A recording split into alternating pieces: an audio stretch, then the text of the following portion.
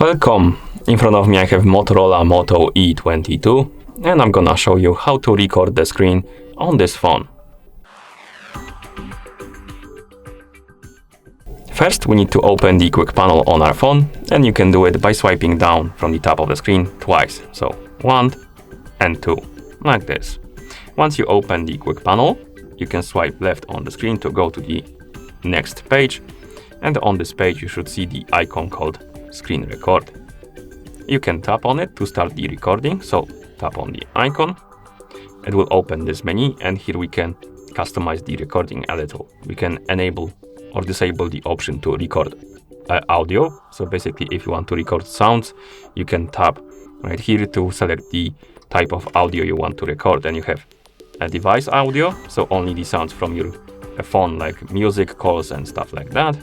A microphone, it will record the microphone from your phone, so if you want to talk on the video, it will record you you talking, and if you select a device audio and microphone, it will record both.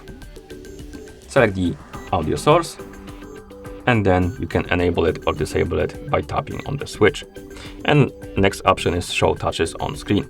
If you enable this option, basically when you're recording and you touch the screen, it will show the indicator on the screen where you touched it. Basically, that's how it works. And you can enable it or disable it. And once you're done, you can tap on start button to start the recording.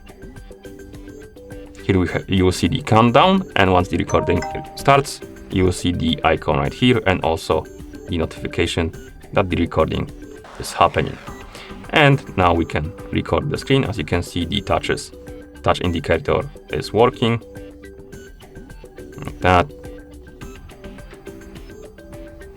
And once you're done recording, you can swipe down from the top of the screen to open the notification panel.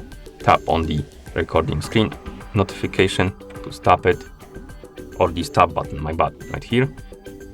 And once you stop the recording, it will tell you that it was saved, and you can tap on the notification to view it.